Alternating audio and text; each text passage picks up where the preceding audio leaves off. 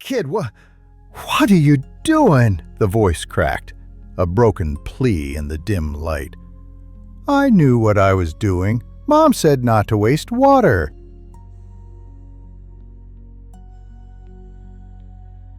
Before the incident, Mom always made sure I had my water. She said water kept me healthy and that we shouldn't waste it. It had always tasted funny, like pennies in rain, and sometimes like the iron smell you get when you scrape your knee. She filled a glass with friendly animals for me when I was small, the perfect size for my fingers.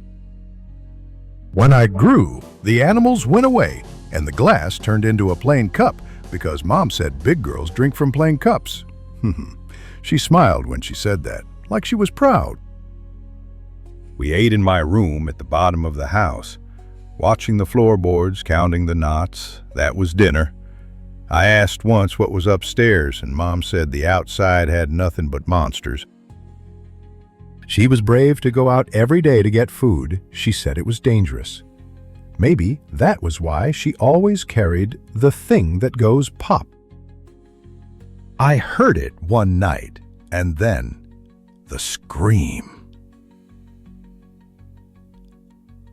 Mom said the pop scared the monsters away. Mom taught me everything. Lessons about monsters, about how to pack food so raccoons wouldn't steal it, about not drinking too fast. She drank something, a lot too vodka, she said. Medicine for her heart so she could stay strong for me. I liked it when she laughed, but the laugh made the room taste like metal. Every day was the same. Lessons, milk, whispers of danger beyond the door. She told me there were no other humans left.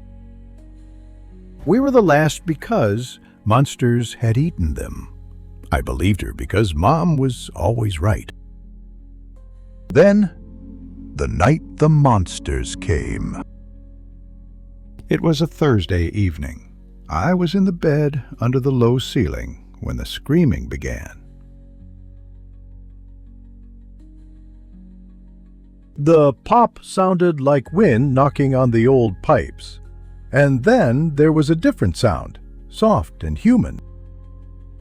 I remember the light, too bright, white and cold, flooding the hallway. Voices were not growls. They were quick and smooth like soap sliding in a sink. When the monsters got into my room, they picked me up and moved me upstairs. Their hands were how Mom had told me monsters' hands were. Gentle. They smelled like soap and the new hair smell you get at the barber, not like the dirt that clung to me and Mom. They asked me where my mother was, and they had mouths that moved like they were speaking a new lesson. Then I saw Mom on the floor. There was a hole in her heart, and wetness came out and made a dark circle on her shirt. I saw it, and I knew what Mom had said about water. She had always said, "Don't waste water." So I crawled to her and put my face close. It was warm and salty, and it tasted like everything Mom had told me to drink when I was thirsty. The tall one tried to stop me. His face did the sad thing that meant people were upset. Someone shouted. Oh! Their voices grew panicked like in stories when someone breaks a toy. And then they scooped me up and carried me away. Why didn't I feel scared? The people were gentle, they smelled like shampoo, and they looked human. But Mom had been right about monsters, hadn't she? She had taught me how to see things. I did what a good daughter would do. Voice recorder noise. January 15, 1992. This is Dr. Rebecca Thomas, Bayswater psychologist, and this is a record of the case of serial killer Evelyn Clemens. According to journal entries recovered from the property, Evelyn Clemens began killing roughly 1 year after the death of her biological daughter in a carjacking committed by known street addicts. Investigators found skeletal remains and evidence of cannibalization at her isolated farmhouse. The victim count numbers not less than 30. Clemens preyed upon users by promising relief, then shooting them, draining their blood, and preparing meat from their bodies. Clemens's method ensured no family members would search further. She prepared and served food made from her victims to subsequent clients as a tactic of trust.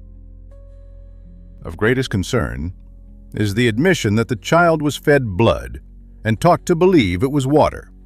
A line found scrawled in a margin reads, "If I fail to kill the child at 12, at least I can tell her what she drank. That will break her. No monster is allowed to live." The child is presently receiving treatment in a pediatric psychiatric facility. Progress is minimal. She experiences acute distress when not provided the liquid she identifies as water. In the last entry recovered prior to her capture, Evelyn Clemens wrote, "The sins of the parents are the sins of the children." I do not know if the monsters ever really existed.